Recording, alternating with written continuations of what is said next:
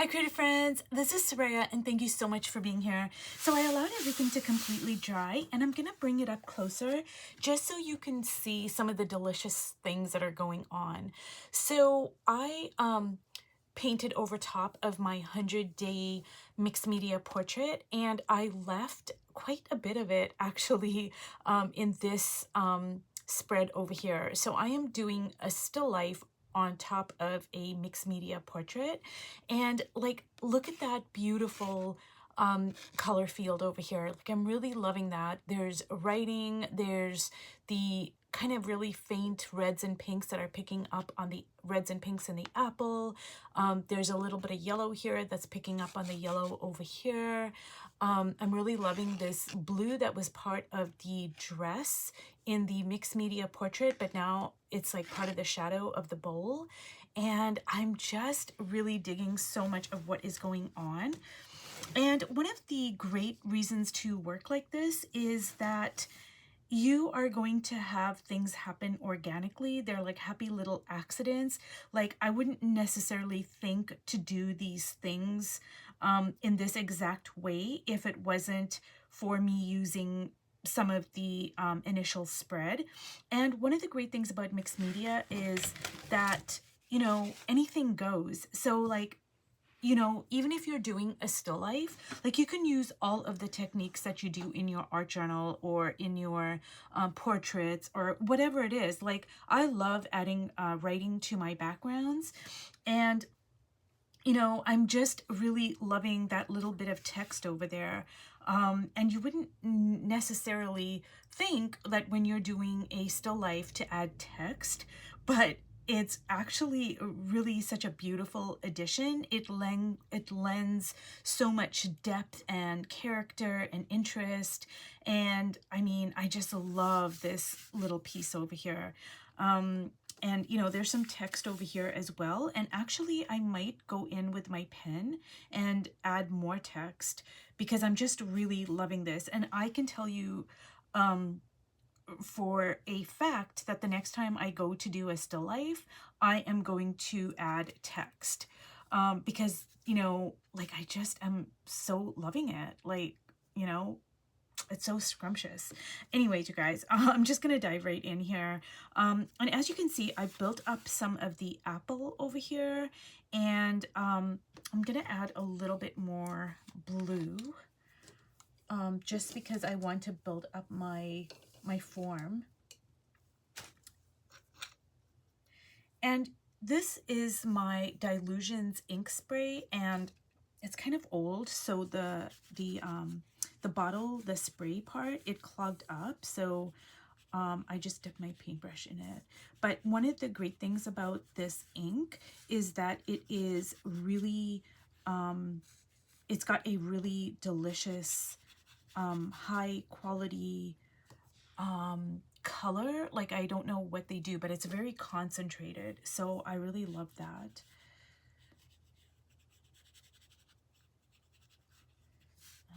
Okay, and I'm just building up my like tones here.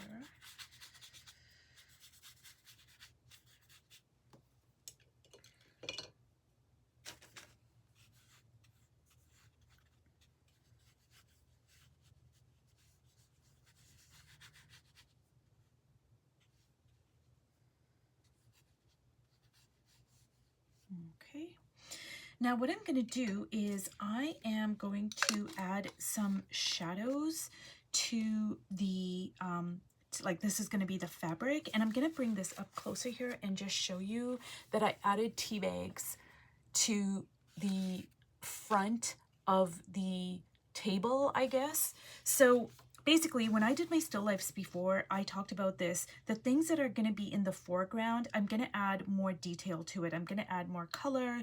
I'm going to add all these different techniques that I can use to pull it forward into space. And then the things that are more set back, like say this container over here, whatever it might be, I am just going to not put so much detail in it. And even if I was going to add writing on this, like just say it's a can, for instance, and there's a label and there's going to be writing, it's just going to be all very smudged up.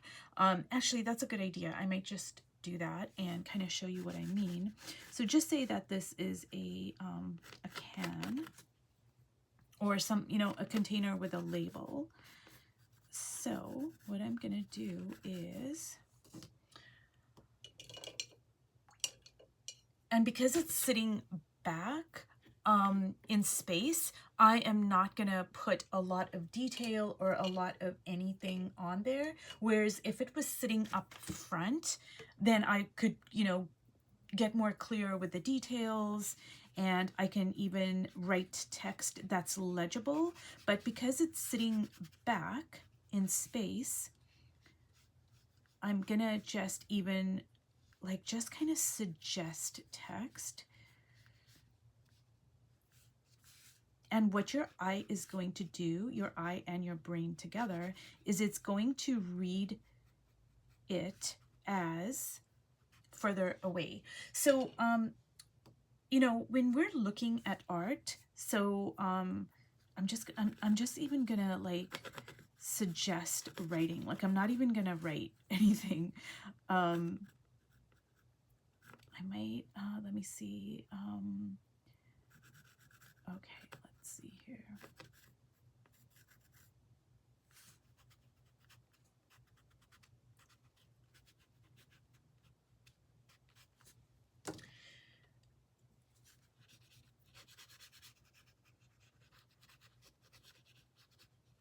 Okay, so just say this is jam, okay? So what I'm gonna do is,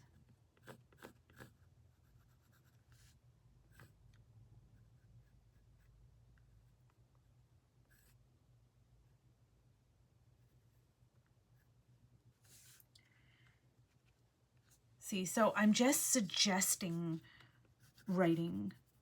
So basically, you guys, whenever you are looking at a piece of art, like whether it's in real life or whether it's in a book or whatever, we are reading that piece of art.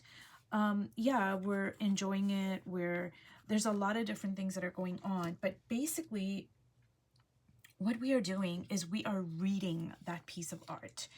And if you look at it that way, when you're painting, it's going to help you kind of, well, it helps me anyways. It's going to help you kind of figure out like how to use different techniques to read a piece of art. So what I mean by that is, generally speaking, warmer temperatures are pulled forward into space. So just say you're doing a landscape, because that's like a very like it's a better example than a still life, because the depth of space in a still life is not as great as in a landscape. So just say you're doing a landscape painting, and I'm gonna work on this while I talk.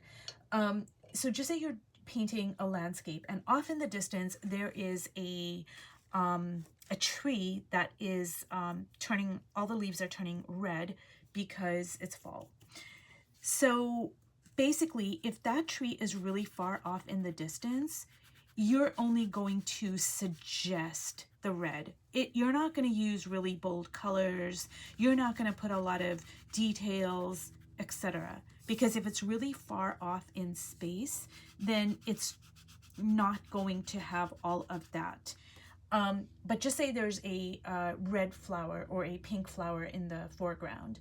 You're going to put a lot of details and textures and all of those things in whatever's in the foreground. You're also going to draw it bigger. You're going to paint that flower bigger, and the tree is going to be smaller. These are all different things that we use to suggest space, you know, so that when somebody is looking at the painting, they are going to read the tree. They're going to look at all the information that's on the painting. Oh, now this is, you know, they're not going to consciously do this, but, you know, you're going to see, oh, the tree is smaller, so that means it's further back in space. You know, there's more detail on this flower over here, so that is closer to me. So those are all clues that we get when we look at a painting and we're reading the painting. And these are techniques as artists that we can use to, you know, to play with space, to suggest things.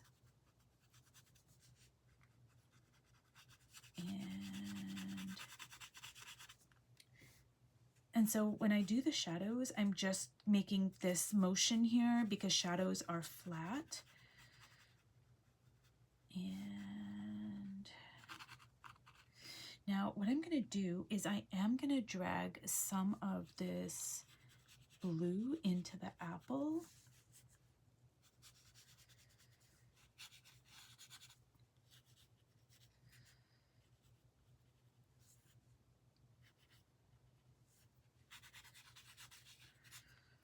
Okay.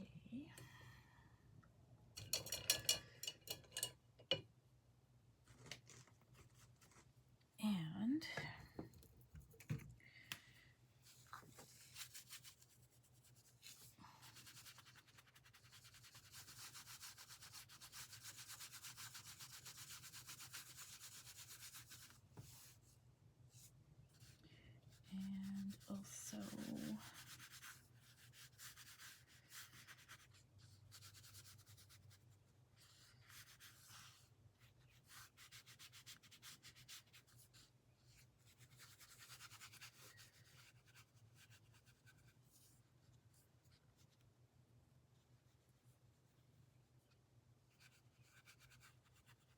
and I'm really loving this little bit of yellow over there too on the bowl.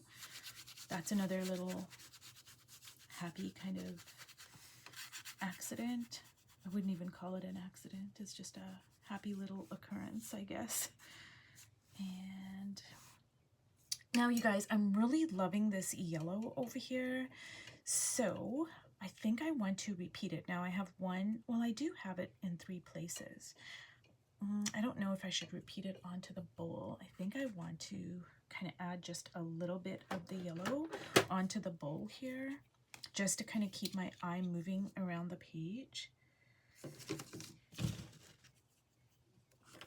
just gonna add like the slightest little bit over there, and let's see, 1, 2, 3, 4, and there's just a little bit over there. So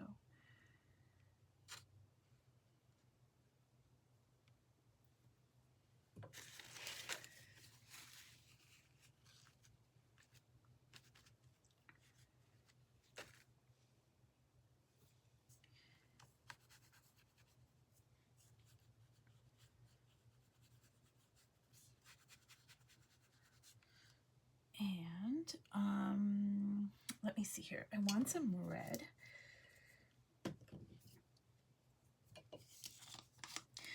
So you guys, one of the things I'm doing is I am trying to use up a lot of my like art supplies. When I cleaned out my studio like a month ago, I found like all this stuff that I didn't even, like I'd forgotten about, that I didn't even know I had.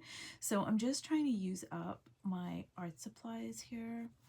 And these, this is another Dylusions ink over here. And as you can see, it's really a rich color. Like they're just so concentrated.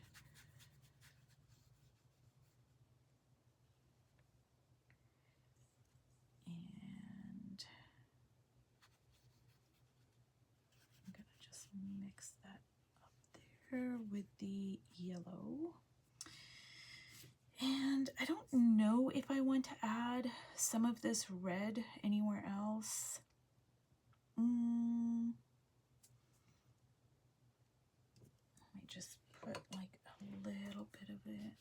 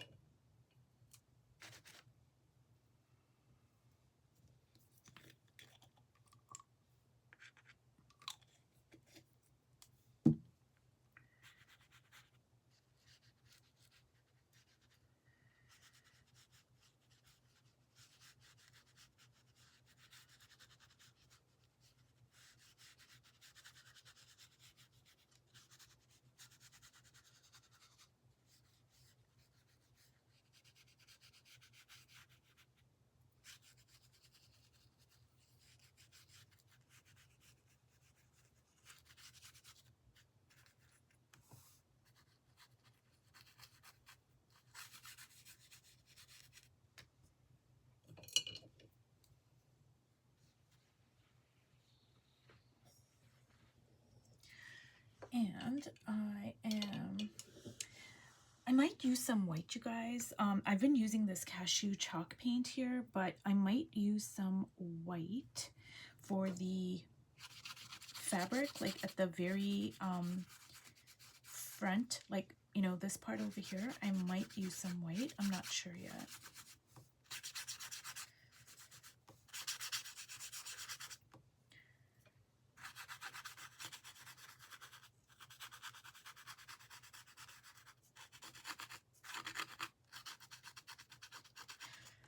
Okay, you guys, I'm gonna let this dry because it's kind of bleeding in a way that I don't want it to. So I'm gonna let this dry and I'm gonna come back and work on it some more. And I'm gonna do the same thing that I did for a lot of my other still lifes, which is, I'm sorry, a lot of my other videos when they're kind of a shorter time frame. I will post 2 of them in case people are following along.